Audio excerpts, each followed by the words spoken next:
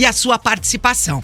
Por enquanto, 29% é a favor da torcida única nos clássicos e 71% contra. Continue votando, a gente vai atualizando as participações por aqui. Antes de ter, você precisa ser planejado, ser confiante, ser determinado. Servopa, há 57 anos, o consórcio de quem realiza. Rogério Scarione, para falar do Coritiba no Bate-Pronto Paraná, tá chegando. Primeiro falando aí da chegada de mais um zagueiro confirmado. Gente chegando e gente saindo. Boa tarde, Rogério.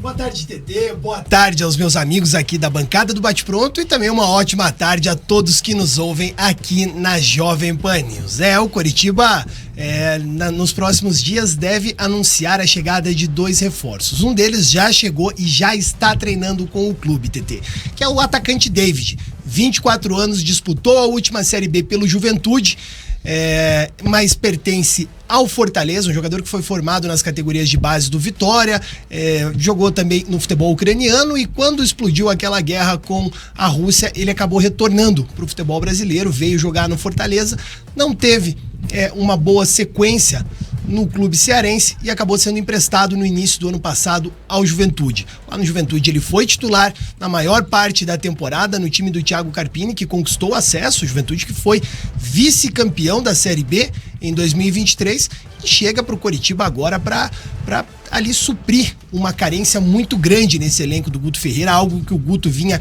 pedindo bastante à diretoria do Coritiba, que é um atacante de velocidade, um jogador que dê essa possibilidade para o Coritiba de ter contra-ataques rápidos, essa questão da transição rápida é algo que ali internamente era muito cobrado pelo Guto Ferreira. Na visão do técnico do Coxa, era uma peça que faltava e ele não tinha à disposição dentro do elenco. Tinha com jogadores jovens, mas ele queria um jogador mais rodado, um jogador mais experiente, que pudesse ali confiar um pouco mais. E aí o Coritiba foi buscar esse jogador lá no Fortaleza, que é o David. Então, o jogador já chegou, assistiu a partida contra o Operário já no Couto Pereira, esteve lá, inclusive nas próprias redes sociais, acabou postando algumas coisas e ontem acabou já fazendo exames médicos. O Coritiba, que não teve folga, se reapresentou ontem e o David já começa a integrar esse elenco do Coritiba. Hoje ele treina normalmente e começa ali suas atividades no novo clube.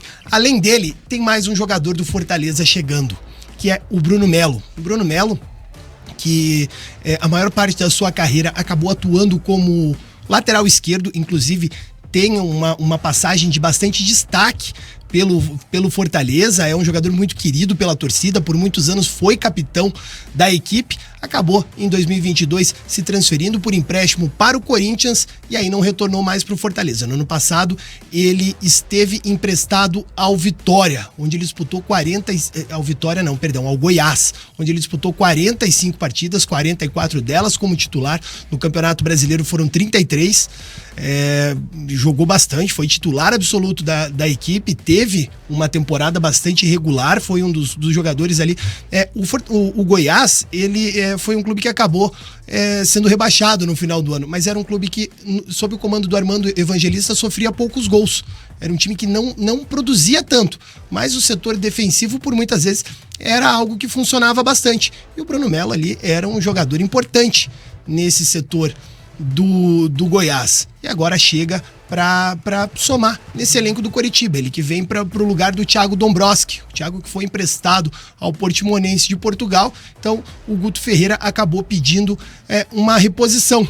E a indicação a informação que a gente tem é que o Bruno Melo foi uma indicação do próprio Guto Ferreira, que já tinha trabalhado com o jogador em outras equipes, inclusive no próprio Goiás. O Guto, que chegou a trabalhar no Goiás ano passado, foi importante também para a chegada do Bruno Melo ao clube, mas aí o Guto acabou não permanecendo no Goiás e agora ele terá a oportunidade de trabalhar com o jogador novamente no Coritiba. Então, esses 2 jogadores devem ser oficializados pelo Coritiba ainda essa semana. Pelo que eu consegui apurar, conversei diretamente com o jogador, é que ele chega hoje ainda na cidade. Então deve ali passar pelas questões burocráticas, né? Exames médicos, assinatura de contrato, e aí a partir de amanhã realmente o Coritiba deve já estar apresentando esses 2 jogadores. Mas tem um detalhe, TT. Esses 2 jogadores do Fortaleza, eles são de um empresário. Eles pertencem à empresa Link, que é do André Cury, um empresário bastante conhecido. E eles têm contrato com o Fortaleza. E o Fortaleza tem interesse em um jogador do Coritiba, que é o Bruno Gomes. E essa, inclusive, é a pergunta aqui do professor Coxa Branca. Rogério, esse pacote do Fortaleza não é sinal que o Bruno Gomes está indo pro Fortaleza? É aquela história. O clube nega, TT. Mas onde tem fumaça, tem fogo. Então, assim, o Bruno Gomes também pertence, também é um atleta da Link. Um atleta agenciado pelo André Cury.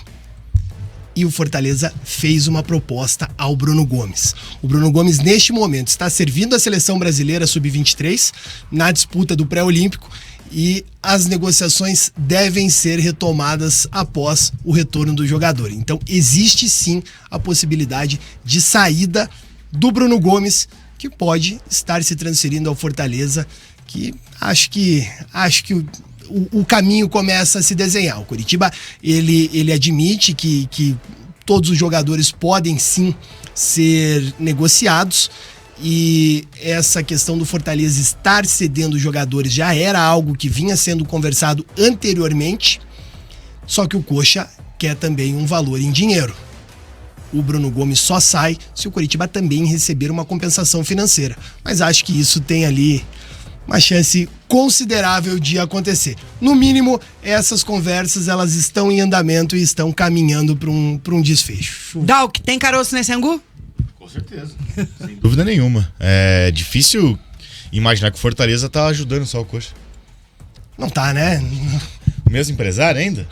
Os 3 jogadores? Não tem como. Só que assim, o Coritiba tem tido uma postura que me agrada muito em termos de negociação, né? Como foi, por exemplo, com o Marcelino Moreno. Para mim, negociar tem que ser assim, né? Não quer perder dinheiro, não vai perder dinheiro. E o Bruno Gomes, a tendência é a valorização. Apenas, ele é muito jovem, tá na seleção pré-olímpica, ganhando uma vaga, os olhos já até vão mais para ele ainda, né? Aumenta o preço do mercado. Não é um jogador que é titular, mas é um jogador que, pra mim, seria importantíssimo no Coritiba. Só que ele tem mercado pra Série A, né? Já foi especulado no Fluminense, já foi especulado no Fortaleza. São times que ele encaixaria e muito bem. Já teve sondagens de clubes de fora e isso foi um dos motivos que esfriaram essas conversas entre Coritiba e Fortaleza, que estavam muito próximas, inclusive, de chegar ali um desfecho. Mas aí, nesse meio tempo, existiu a convocação do Bruno Gomes e o interesse de clubes de fora. Só que o Fortaleza fez uma nova investida, muito porque também perdeu o Caio Alexandre. O Caio Alexandre que já está no Bahia. E o pedido é de quanto, Rogério, sabe? Não, mas valores... o Coritiba fala em pelo menos 10 milhões de reais. Pagou 4,5. Deseja ter 4. E querendo ou não, ele valorizou.